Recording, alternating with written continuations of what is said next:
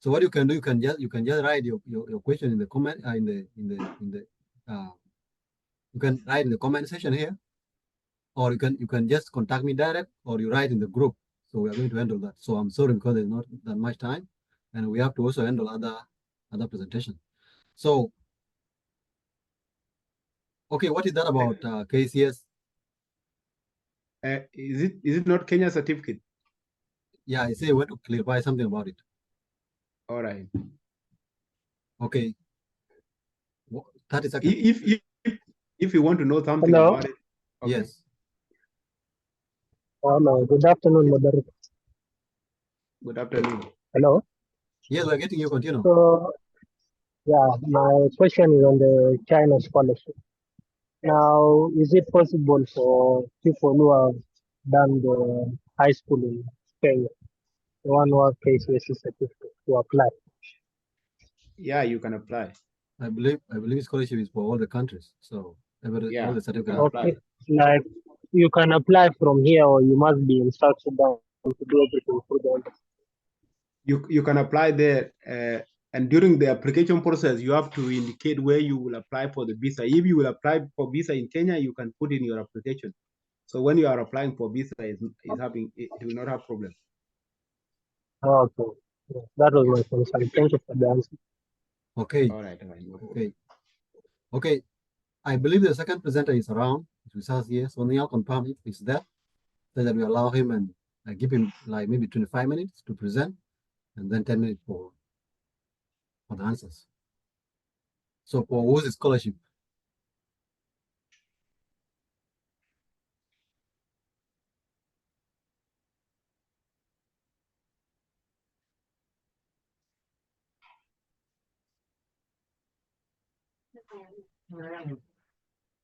My child, you can now lower your hand.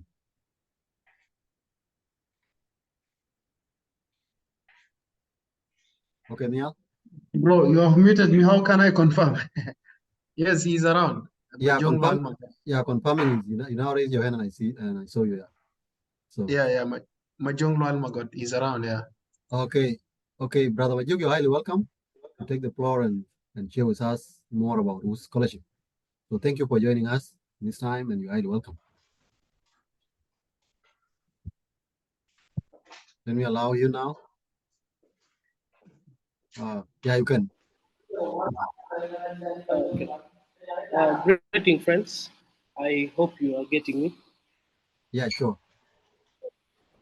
I want to thank the team at ENA for inviting me to dive into the, aspiring work of the World University Service of Canada.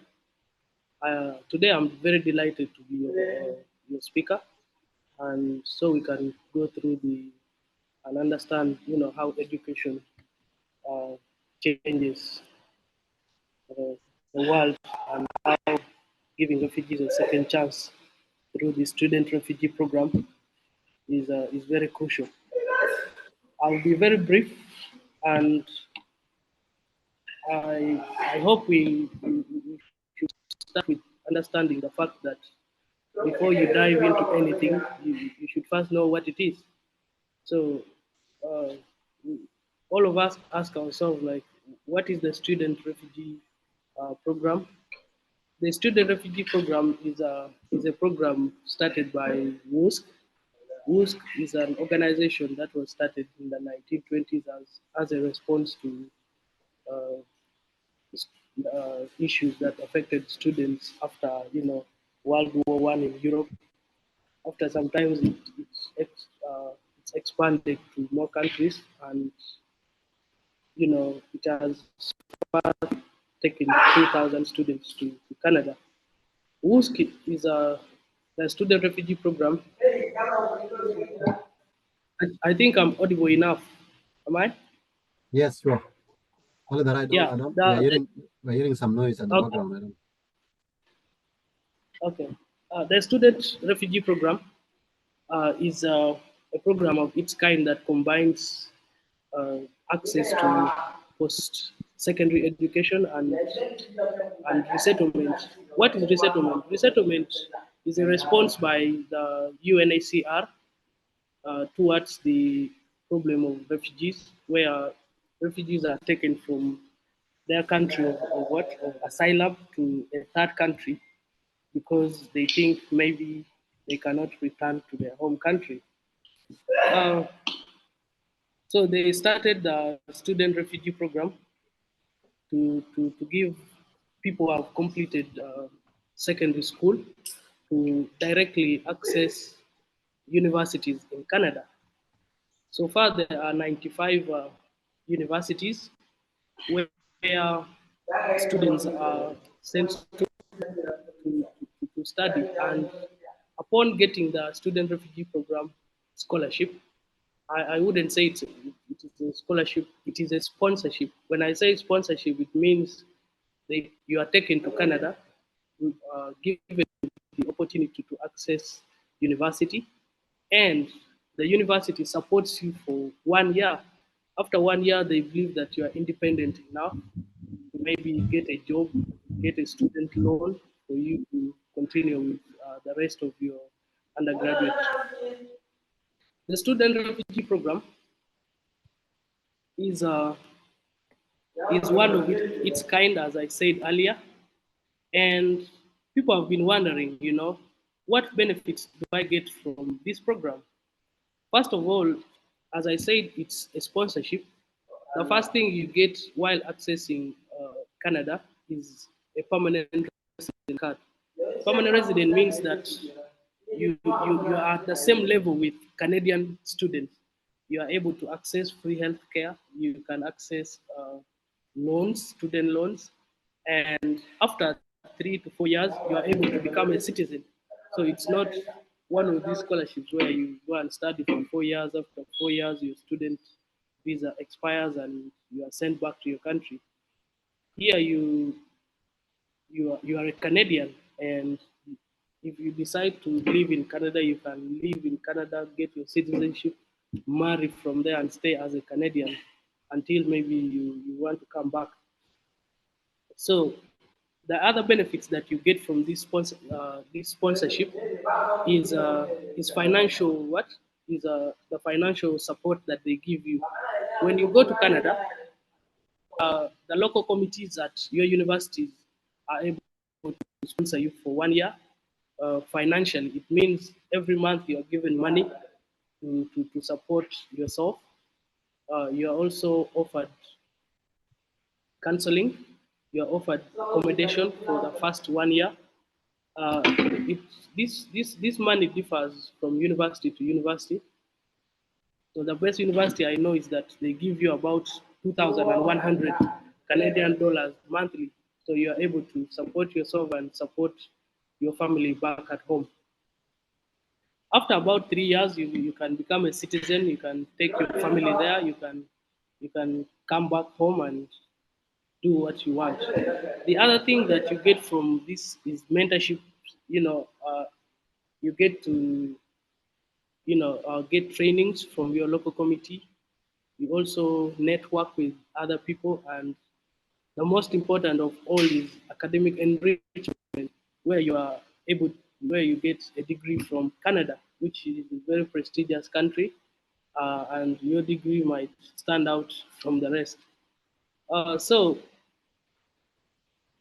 you are asking yourself now, how do I get the student refugee program?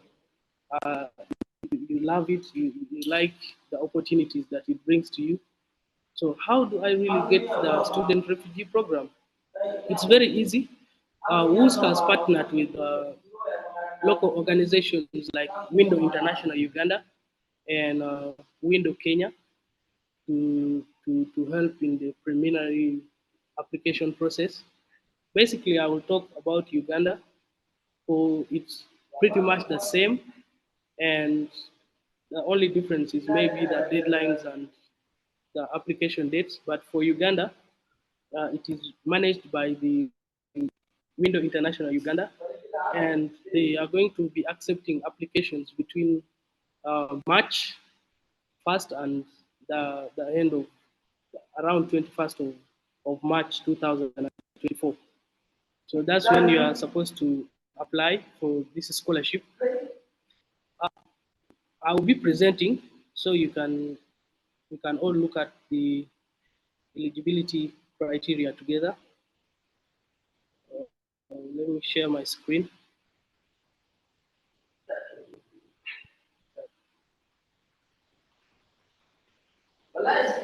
Okay, I'll zoom this so we can look at it together.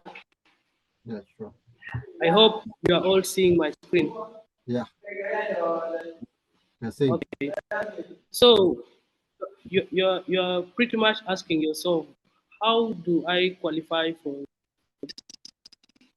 who is eligible and who is not? The eligibility criteria for the student refugee program is very simple. Sorry.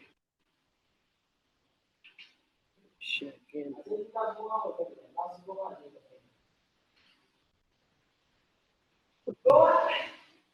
Okay, it's very simple. The student refugee program right now is accepting only refugees. If you are in Uganda, they're only accepting a refugee who has been have continuously lived in Uganda for the last 3 years to the time of your application. It means that you have been a refugee in this country from the 21st, the 1st of January in 2021. This means that you have not left Uganda, you have not gone back to your home country in these 3 years, you have not moved to another country apart from Uganda. So the second thing is you should be between the ages of 18 and 25. So it means by the January 1st, you should be around that age, and you were born around the 1st of January 1999, and that the earliest would be 2006. So if you were born in 2007, you were born in 1998, and below, you are not eligible for this program. They do this because the government of Canada has a criteria for people to be able to access university education. As an undergraduate, what the white people think is that if you are 26 years old, it means you shouldn't be an undergraduate student. That's why they have tried to squeeze uh, you between the ages of 18 and 25. So the most important thing about this program, as I said earlier, that it combines sponsorship and resettlement, is that you as a student should be eligible for resettlement under the criteria of the Canada's private sponsorship of refugees that has been set by refugees. It means by the Canadian government. It means that you're not married. That's one. You do not have dependents. You don't have a wife, kids. The second thing is that you are not a politician in your country, or you have engaged in rebellions and stuff. They think you cannot qualify to the Canadian private sponsorship. Another important thing is that you have completed secondary school, yeah, and you should be in possession of the paper copy of your documents. For those who are in South Sudan, you should be having your CSE. For those in Kenya, KCSE, and other countries, this is very important because since they are taking you to access university, you should be able to have that paper for you to get admission to the university. You should also be very competent in English and French.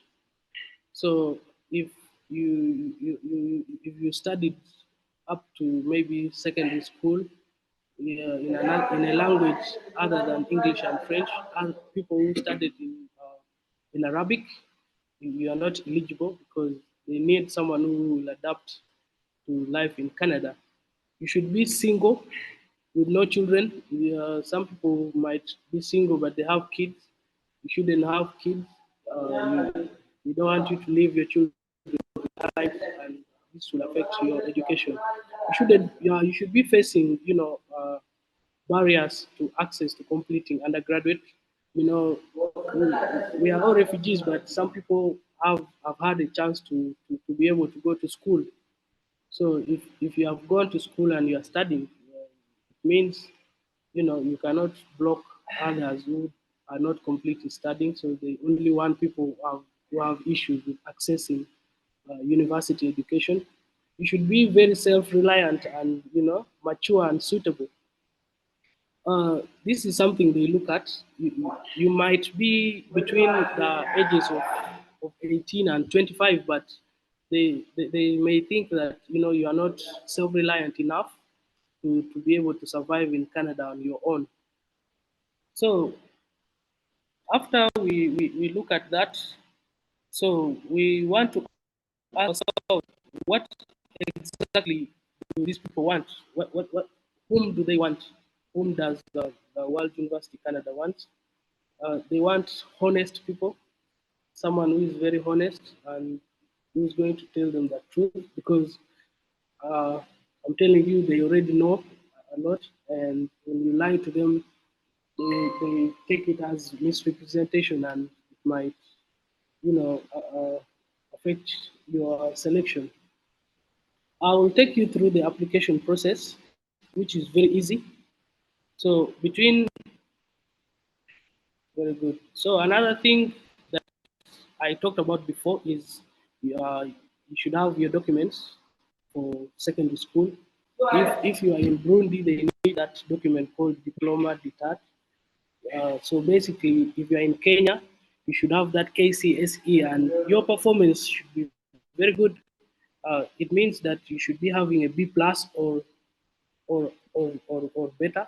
If you have C and below, I think you cannot access the university, and that makes you overall ineligible for this program. So I'll stop sharing for a second so you can look at other parts of the. So, what other things do they want? WUSC is a very complicated, the student refugee program is very complicated in a way that it has different stakeholders. It is not a one-way thing where maybe you just apply, you get admitted, and that's all.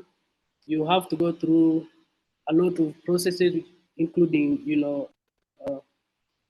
testing your English proficiency. You have to go through verification from the UNHCR to prove that you are very eligible. That's why I said you shouldn't lie. For those who are in South Sudan, you need to have just 65% overall in your certificate of secondary education. If you are in Uganda, they don't need people with the senior four. You should have a UACE, which is the highest for you to access university education. For UCE holders, you should have 10 points in any combination. You just need 10 points. And luckily this year, they have tried to accommodate people that did their exams, USC exams in 2023. So if you are expecting your results in what? In 2024, and if your results are to come between now and the application period, you can apply with it. If not, you can apply with your pass slip as you wait for your certificate. So how do you apply for the student refugee program? If you go to if you get this form, which I will share with the team, so it can be dispatched to your groups. If you have this, there's an application link, which is a Google form that you will fill, and the deadline is going to be around the 21st of March 2024. What considerations do they look for, in your application process? WUSC is a very diverse program, uh, and they do not care what gender you are. If you are a female, male, or any other thing, they encourage you to apply, and females are mostly encouraged to apply because they believe they are one of the gender that is clearly affected by access to university education among the refugee community. So if you are a lady and you meet the eligibility criteria, you can apply. There's a high chance for you to get through, and they welcome females so much. So if you are there and you meet all this, you can confidently apply. So if, as I said earlier, if you have another scholarship, you are a beneficiary of the other scholarships. If you have said China something, you are under Mastercard. You don't need to apply because they go down and research this. They will find out and take it as a misrepresentation. If you're already accessing university, you don't need to apply again because they want only people who have not been able to go to university.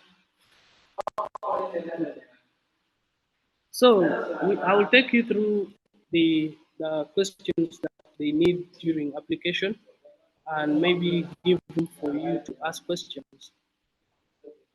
Mm, Now, there are very important things you need to note before applying. You should complete the application. That's the most important thing for you to be shortlisted.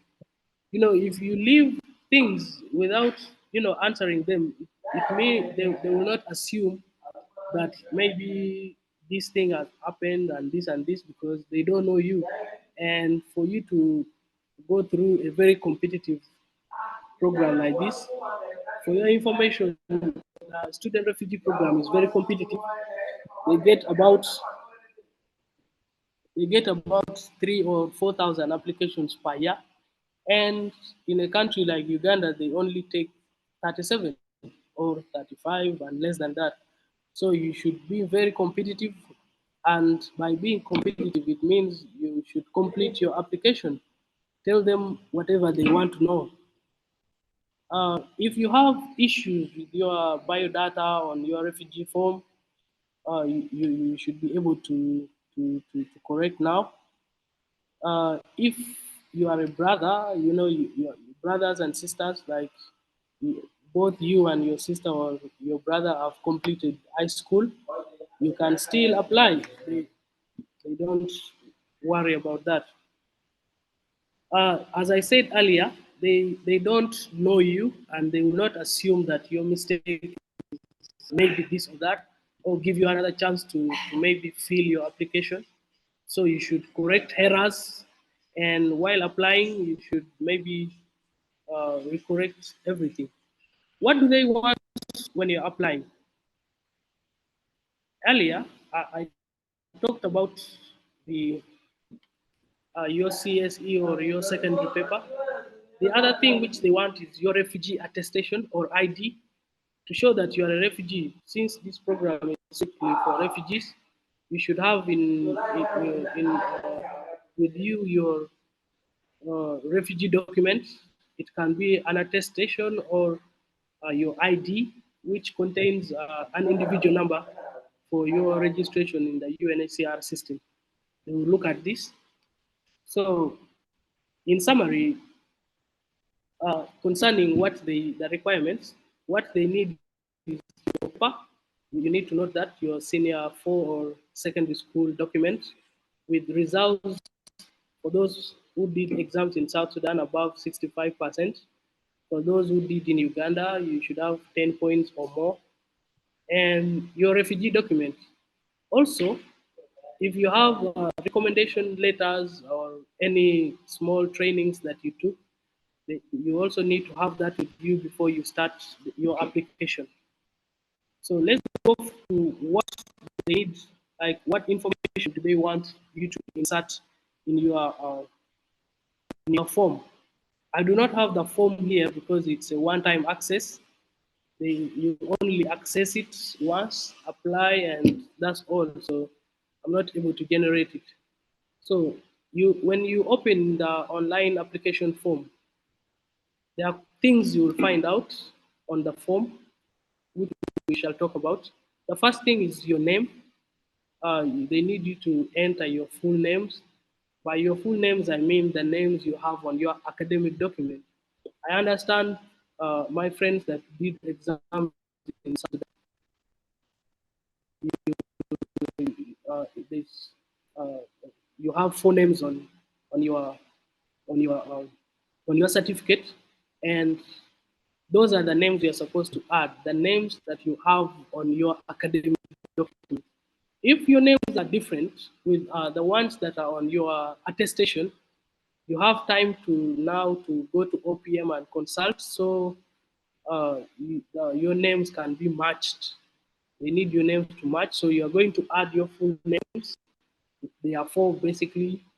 So maybe my name is Majung Lual Magwani Majuk. You add it there.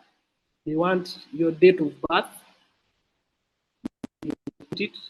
your gender, your country of origin, your location of birth, your marital status. It's by default already single. Of course, as I said earlier, if you are not single or unmarried, you shouldn't apply. So if you make it up to the application time, it means you are single. Put your telephone number, current telephone number, which is operational, because this is what they will use to contact you throughout.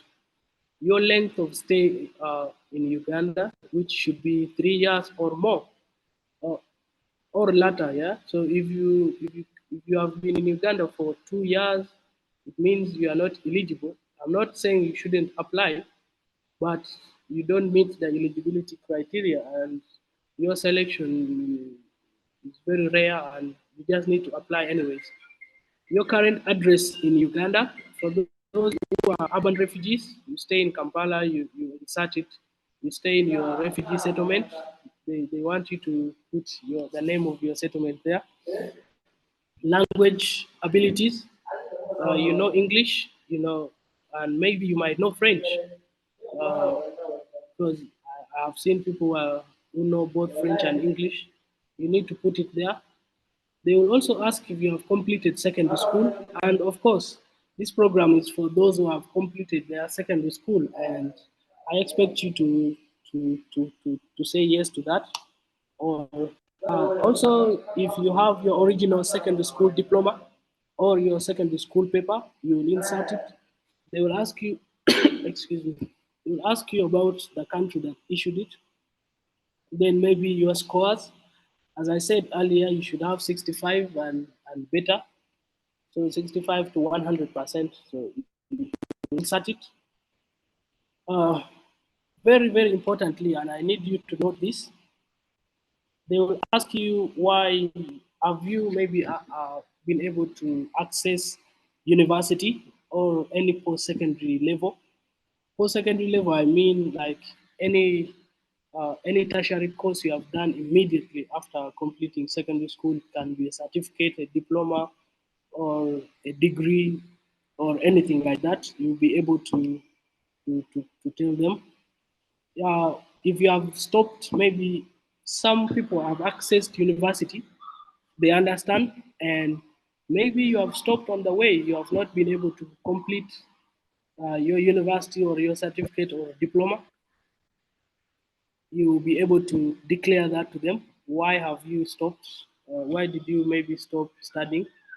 What is your current refugee status? Maybe be a registered refugee.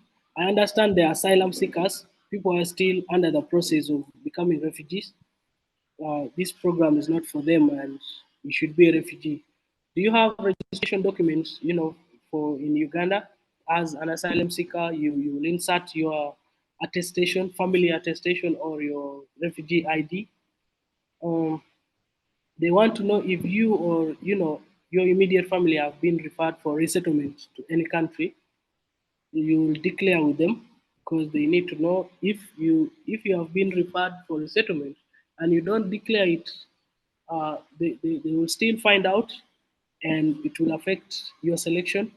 So very importantly, they will have to know why and when did you leave your country. Yeah. So this question is a two-part. They want to know when exactly did you leave your country and why. So here you'll be able to tell them the story behind why you left your country. You will tell out all the story when you left and every detail. where you have gone to, how your mode of transport. For instance, for those who are in Bor and left because of the fighting that occurred in 2013, able to declare that you left in 2013. You left your town or your home at this time of the day. You went to place B, you went to area C, you went here. You'll narrate the whole story about when and how you left your home country up to the time you registered with the authorities in Uganda at the border. This is a very important part of it, and this is one thing they will look at so much. And if you are unable to organize your work well, it will be very hard for you to get selection. So I advise you to start now. If you do not know your refugee or your asylum story, you should ask your parents, because this same story is what you wrote when you arrived in Uganda. You remember at the border they stopped you and did some small interview.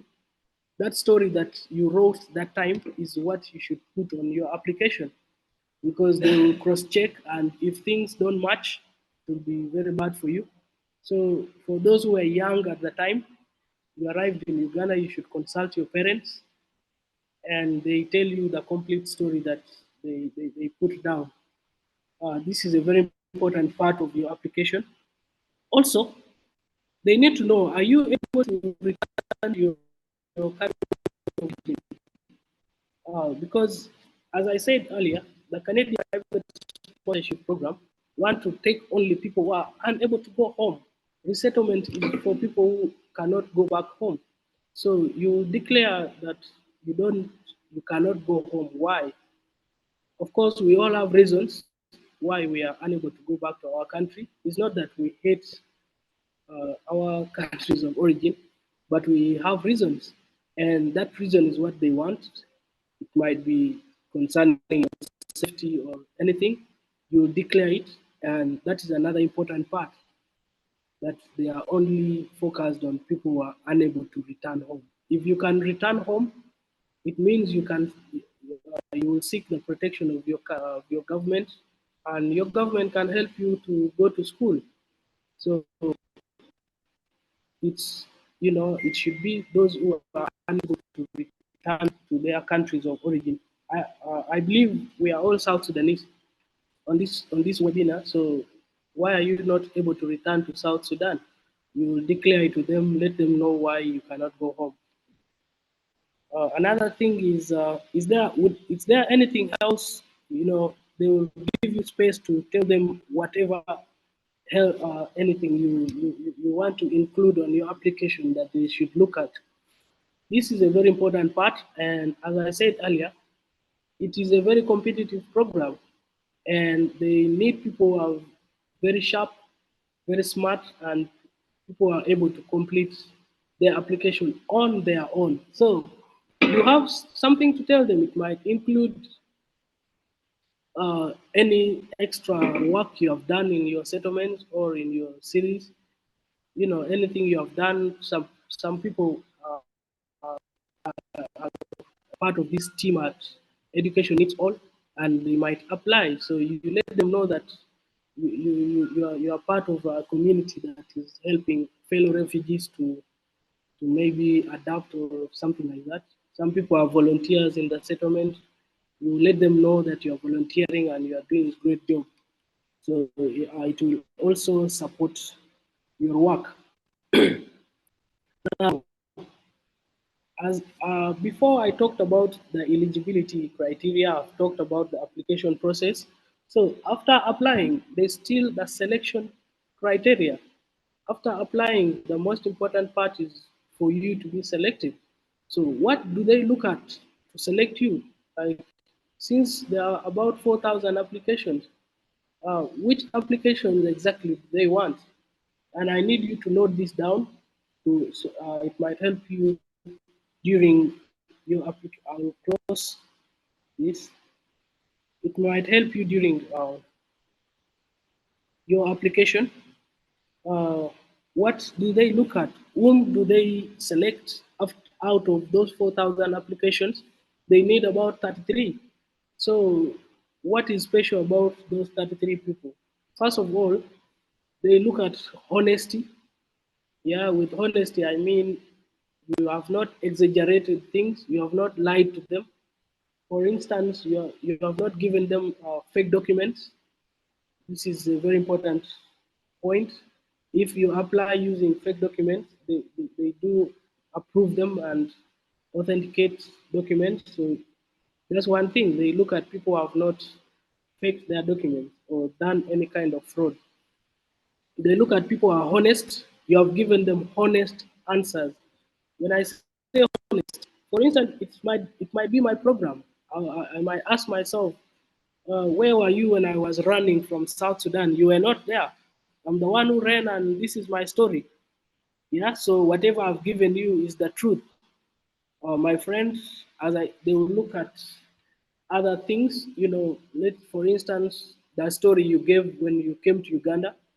Let's say when you guys arrived in Uganda, you arrived on the 21st of February, yeah, and 2014 or 2015.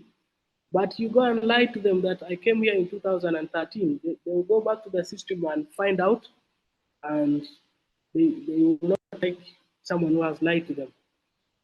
They will also look at people who have completed the application. You have put everything they need. Your results are very good. And also, if you are a woman, they give special consideration to women. They need girls and females to apply to. So if you are a girl on this, you need to apply. Please apply, my dear. Your chances are very high and you get selected. So I'll take you through. So after applying and getting accepted, I believe out of all these 22 people, 15 or 20 might apply, and God willingly, they might select some. So you ask yourself, so after getting accepted on the first selection stage, what next? Next, they will want to test your English skills. So you will do a proficiency test, which is called Duolingo. And personally, I advise you immediately after applying, Duolingo have a portal that is open for everybody. Go there and practice, because very soon you'll be able to do exams, English test, and they will still cut people off. They will only take people who have done very well in English, and they go to the next stage. What is the next stage? The next stage is the oral interviews, where they will sit down with you and ask you questions concerning your story and extra stuff. For instance, they might ask you why you're unable to study and things like that. It's very easy for honest people. They will also be able to detect maybe if there are things they left out, you lied to them somehow, and maybe your story doesn't match with what you're telling them. They will look at that. So after that, after getting selected, then it's over. They will submit your documents to the government of Canada and for processing and stuff like that. So for people applying this year, you will probably be traveling to Canada in August 2025. So that is the thing about the whole process. I want to thank you for being very attentive, and I'm going to take questions now. Okay, thank you so much, Brother Majuk, for the wonderful presentation. We really appreciate your input and all the information that you have given us. So by this time, we are going to allow a question for you to ask, such that if there was some point that you did not get clearly, then you're going to they're going to be clarified by Brother Majuk. So I've seen Ton Clay here. So Ton, if you have a question, you can ask. So I will allow you. You can now unmute yourself. Thank you once more, guys. I'm so excited to be part of this program. Are you guys hearing me? Yeah, we are getting you. We are getting you. Yeah. My question is like for people who completed in South Sudan, but who completed 3 years back, like in 2021, is this scholarship also Is it possible for them to apply for the scholarship? People who completed the 2021 in South Sudan. That's number one. And then another thing is this scholarship able to be accessed online, or it requires you to go to Uganda and then you follow up the process? Those are my questions. Okay, thank you for the question. I think they have been noted down. Maybe if there's another person with a question, then you can ask them. I allow Majuk to answer all those questions. Okay, Achol.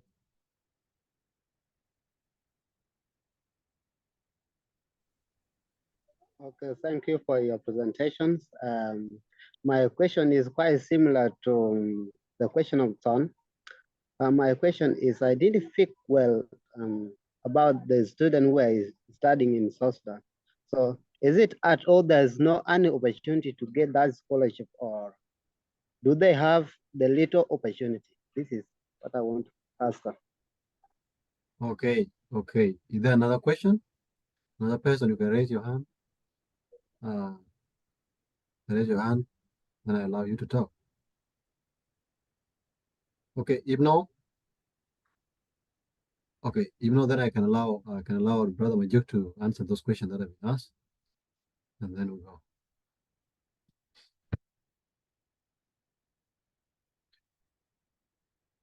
Okay. So you have a question. If you have a question and don't want to talk, you can just write in the comment question in the comments section below or in the chat. Okay. Thank you, my brother Don Clay. If I've not mistaken, your question was, should I be in Uganda to follow up? Or my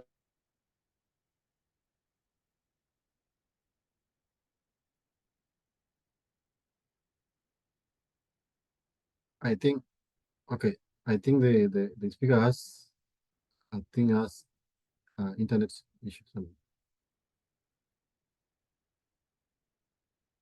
Okay, yeah.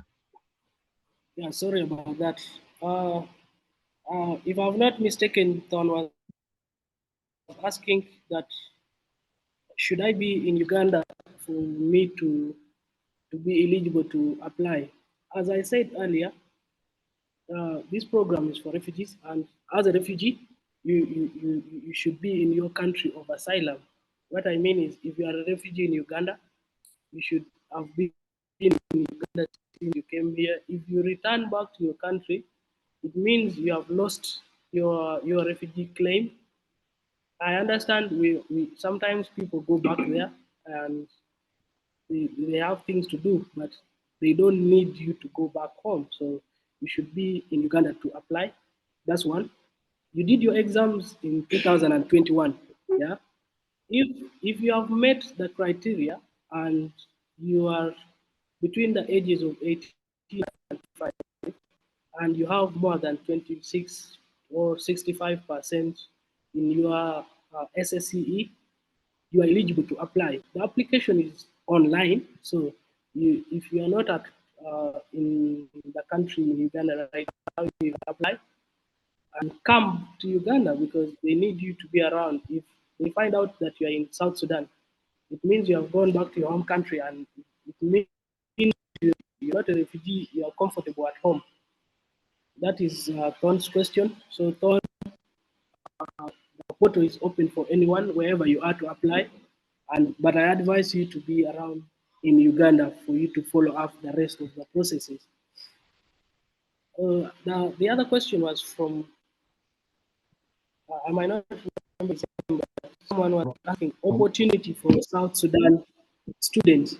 So the SRP is for most students. It takes students in 6 countries: Lebanon, Uganda, Kenya, and other countries.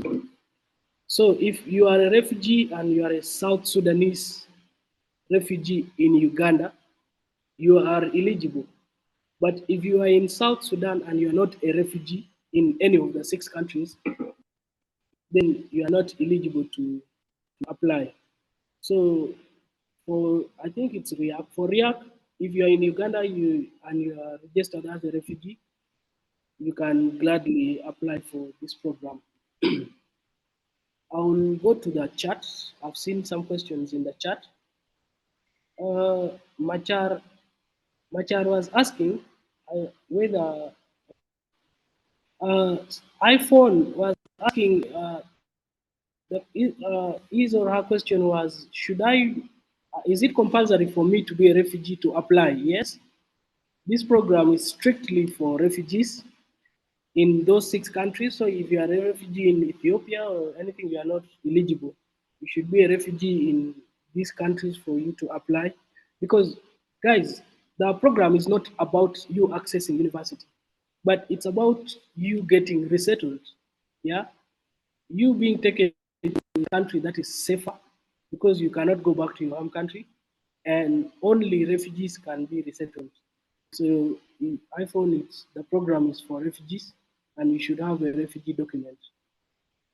Honorable, how do they know that you have access to university when you have not opened it to them in the application form?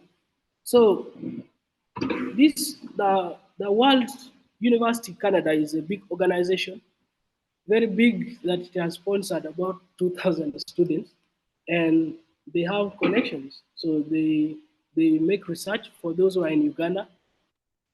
They send information to universities, and universities check in their systems. So if you have access to university, I'm not saying you shouldn't apply, but luckily if they find out, then that's it. If they do not find out, then it's still. But to be on the safe side, this program is only for people who are not able to access university. If you don't disclose it to them, that's why I said honesty is very important in this program. I understand some of us have accessed university, but you have had issues. So just to be an honest person, you let them know that you have accessed university, but you have not completed, you dropped out because of tuition or other factors. So it's better to be very honest with them. That is for my brother Tonren. There's another question from seeing a question from Okay, Atong also wanted to ask a question. I don't know. yeah. You can talk, Atong. Unmute yourself. Okay.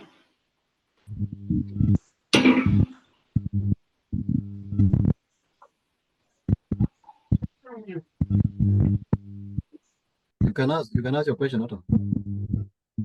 Okay, my question was this. I have three questions for my joke. So you have been speaking about Uganda mostly, but I'm a refugee, a resident in Kenya. So about the requirements, the KCSE requirement, you have said a B+. Is it for boys or is there for a female one? That's my first question. Then the second one, the application duration, the deadline of the application if you are in Kenya. My third question is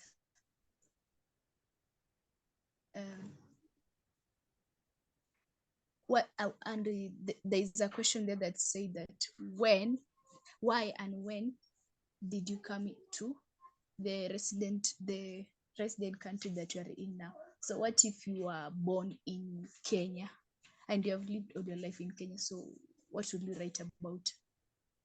Those are my questions. Okay. Thank you so much, Atong, for that for those wonderful questions. So maybe to answer some part of the question about the deadline for Kenya WUSC program. So it is closing on 23rd of this month. So we are just left with 5 days, I think. So we are left with 5 days. So for the program to close. Sorry, let me unmute. Okay, so we are just left with only 5 days, I think. It is closing on 23rd of February this year. So that's about the deadline. About whether boys or girls, I think everyone is allowed, is the same I think it has the same eligibility criteria, it has the same benefits. So also girls are mostly encouraged because like female gender is like uh, they have low percentage of the ones that are in school. So all the scholarship they always encourage female, and that's why you see even in job advertisement they also encourage female to apply because they always have the the percentage of getting that opportunity. So ladies are also encouraged to apply. So maybe about those who are born, maybe Majumi may also add something. But I believe if you were born in Kenya, then you will tell the story of how your parent came to Kenya and how you were born there. So you can also include it, and that will also help in the story. So you can tell them about how your parents went there, if they went there because of 1991 war that happened in Bor or that happened in South Sudan, or the war the war between South Sudan and Sudan.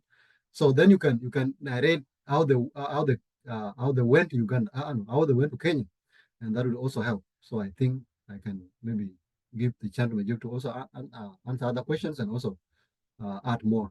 Thank you. Okay, Majuk, can you mute yourself? Okay, thank you, Jacob. So that is it about the criteria. You should have B plus. But if you are a girl and your results are good, you have B, you have C.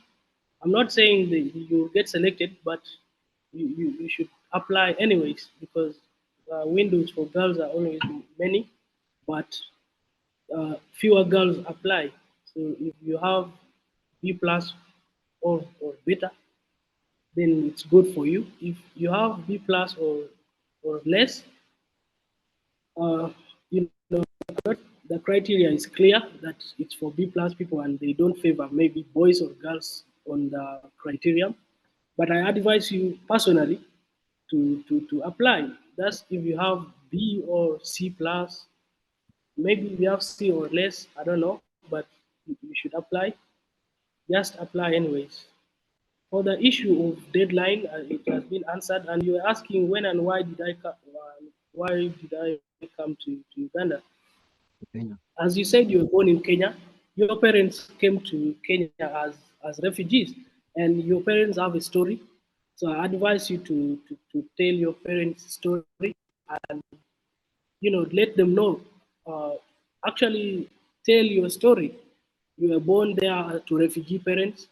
They will love to hear that, and I think with that story, you have a great opportunity because your parents have been in the camp for long and they have not been able to go back. It means there's a big issue that needs attention.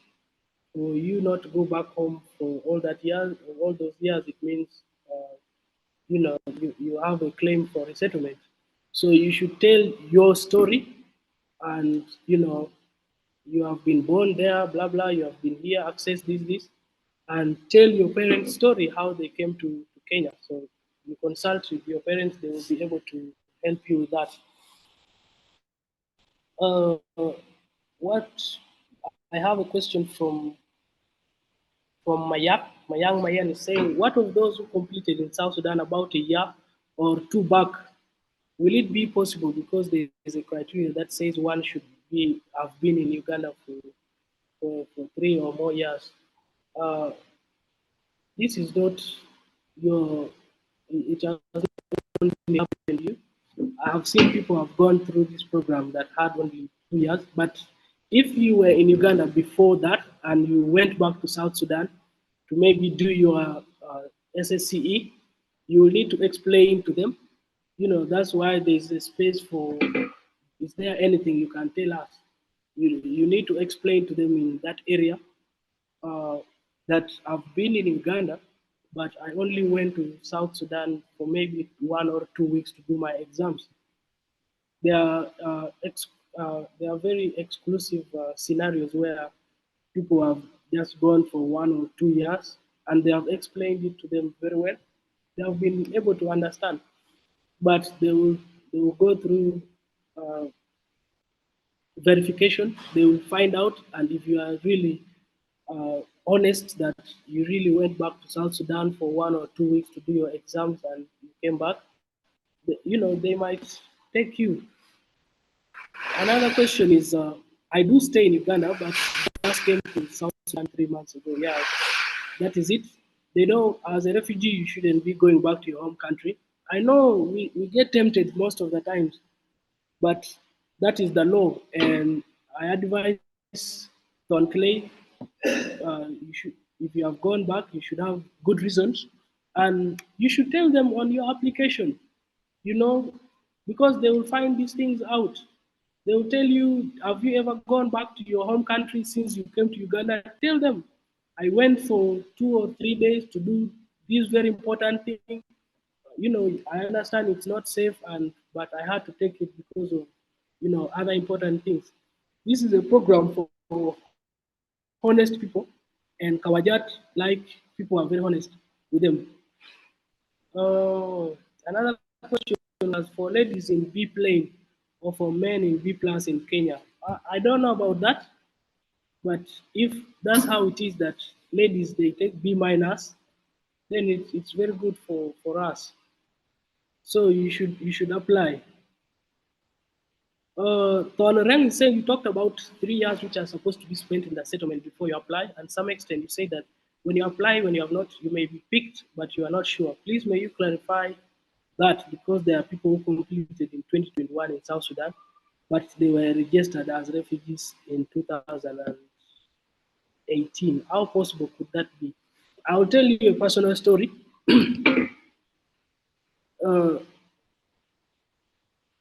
I've been in Uganda for long, and when I was applying, I'd gone back to South Sudan to do my senior 4 from there. And at the time, I think I had not made the 3 years. So I told them why I went back and how it all happened. I told them I went back to do my exams only. I did not stay. I just went for 2 weeks exclusively to do those papers, and I came back. They understood. So, as I told you, WUSC understands all refugee situations. It is possible that you might be in Uganda, but you don't have money to access A level or anything. So you are forced to go back to South Sudan where it is cheaper to do your exams. So the question is simple: have you stayed in South Sudan for long? If no, then you have stayed for a short time. Why did you stay for a short time? You explain to them. But the criteria is clear. You should have been in Uganda for 3 years. So I'm not trying to discourage you not to apply. If you went back to South Sudan, you will be able to explain to them. For instance, there's someone who maybe did their exams in 2022, 23, and before that they were in Uganda, but they went to do their papers. But the thing says you should be in Uganda for 3 years. I'm not asking you not to apply. Apply, explain your situation. They may understand, they may not. So which one is which? Not to apply, or maybe apply and take your chances. So I advise my friend here to take his chance. You should apply. If you are not selected, you don't need to beat yourself, because in the first place, you do not meet the criteria. But if your reason for going back home convinces them, they will understand. And, luckily, you may be in Canada next year. Okay, so that is it. If we have more questions. Okay, thank you so much. Thank you so much, Brother Majuk. So I think we are out of time. The time has really up, so we cannot actually continue answering and asking questions. So what I can just say, most of us here, most of us have experience in WUSC scholarship, and we have all the resources, we have the documents and all the things. So in the group, if you still have a question, you still have a doubt, then you can ask your question in the group and try to handle. If it is a question that we cannot handle, then we can contact the direct beneficiaries like Majok and other people that we know, so to handle it. So we are out of our time. So I will just give only 5 minutes to maybe for feedback. So if there's any student who want to say anything about our orientation or anything else, so then you can just maybe take 30 minutes, 30 seconds, to say something. Also, I will also give 30 seconds to Niall, the one who organized this this event, the one who is in charge of our programs of orientation. And I also will also give also one chance to one of our volunteers who are here to say one. So maybe if there's any student, then if there's any student that is willing to say anything, then you can raise your hand and then I allow you.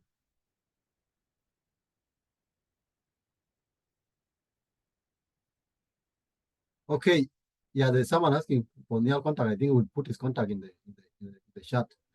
So if not, then Niall, if you are around here, then you can say a word, and then we continue with the rest. I believe Niall is also not around. Okay. Okay, Majuk, I've seen your hand. You can say something. Oh, okay, guys. There's something very important that I forgot. For you who are aspiring to apply and maybe asking for my contacts, you can get in touch with Niall. We have a group, where there are other SRP students that, you get help from there. There are about 200 students already who are planning to apply. So Niall is going, I will share the group link with Niall and maybe he's going to dispatch it to you. Your story might align with someone's story and they will help you directly. So that is it. Okay, thank you so much. Thank you. Okay, then I think we have now come to almost the end of our program. So, okay, I'm seeing Riak. So Riak, you can unmute yourself.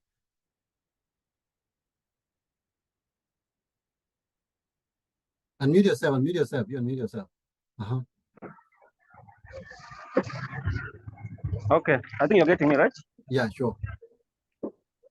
Okay, mine will just be an appreciation, you guys, to what you have just done to us is already an excellent journey that we might never forget in our lives. I would like to just begin by thanking ENAs for each standing in solidarity or in any other opportunity that came across us in this country. I might say that I've been following this ENA for almost 1 year since I got the link on WhatsApp, especially when in group. Then I did apply for so many link given by ENAs, and I'm also waiting for evaluation. One day, this chance gave me in the right form.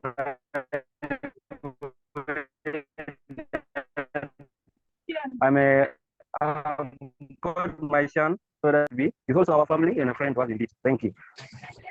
Okay, thank you so much. Thank you so much, Riak, for your feedback. We really appreciate, and we wish you all the best in your application process, and we wish you the best of luck to get any scholarship that you want. Okay, now, Ayen, yeah, Ayen, you can take this channel of any volunteer to say something. Where you? Yeah.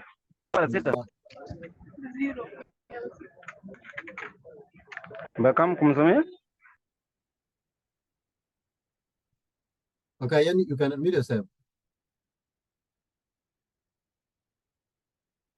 Ayen Biur.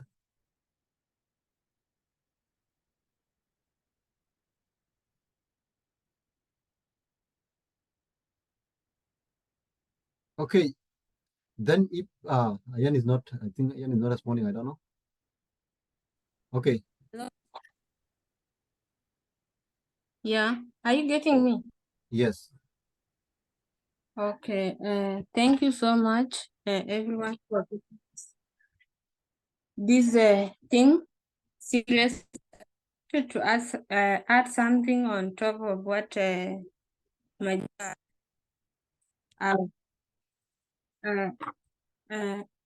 anyway, and it is specifically going to students from Kenya. This scholarship called WUSC scholarship. There's a different way this in Kenya. I've never been there, but when I work in the Windel International Kenya, they have stories one thing they look at is documents. And the documents that they required from other countries are different from what they required from Kenya. So what I will say that there are these documents. You can, if you don't have a manifest and you don't have a ID, alien card, it's must for you to have a waiting card. That is first thing. Second to it, they use different criteria to select students. For example, if they see the issue of document, students have given the required documents, they also look at the points and they also look at the years you have been in Kenya. So that is what they look.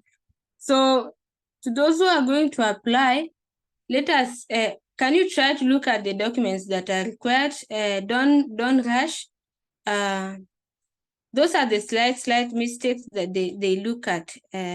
This one of my supervisors told me last time, students can feel that they have all the requirements, but later on, when they for the application and all those comes, they will get this small mistakes that even students don't expect. So take your time. Now that people are left with a few days, take your time and also ensure that you have a valid email.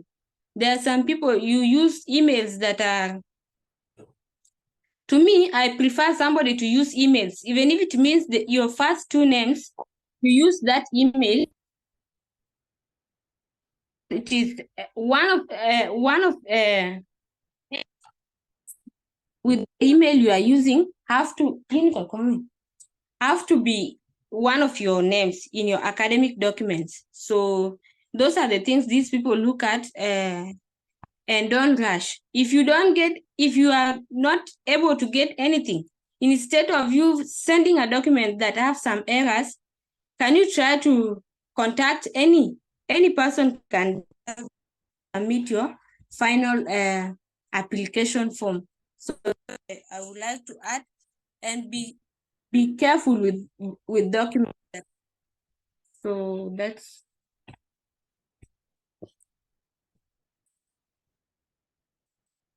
Okay, thank you so much, Ian, for the wonderful contribution. Actually, we really appreciate that. For those in Kenya, you have to go through the document thoroughly and actually see the criteria the requirement that are needed, because the requirement may be different, as Ian said. So you need to look for all those things that are needed. So they are all in the documents. All the requirements are there. They're all documented. So you need to go through the document and then let all the document be there. So if some are missing, then you need not to waste your time to apply, because sometimes this WUSC is very strict. So you can apply, but if one is missing, they can just terminate your application. So they cannot maybe select you. So we have come to the end of our program. So thank you so much for being patient. Actually, it has been a long session, because we had two presentations, and we actually could not manage to do it within a short time. So thank you so much for you. We have been here for actually almost for 2 hours. So we really appreciate your presence. And you also need to share, Anna with the rest, so that they get benefit from all this program that we are giving. So I believe by this time I'm not allowed anyone to say anything else. So what I can just finally say is, if you're applying for WUSC, please try to be very careful with all the requirements, because they are very strict. And also make research. Try to talk with those who are already in WUSC program. There are a lot of South Sudanese who have been there since. Those who have been in Kenya, those who have been in Uganda, who are there in Canada. So try to get access to them and get connected to them. Even if there's a need for them to revise your essay, let them help you, because they know how they want it. So they have a direct experience. They have experience in the application process. So do that. So by now, I will just say, like, our program has come to an end. And I will stop recording and say bye. Thank you so much for attending, and we welcome you for the next program. So bye.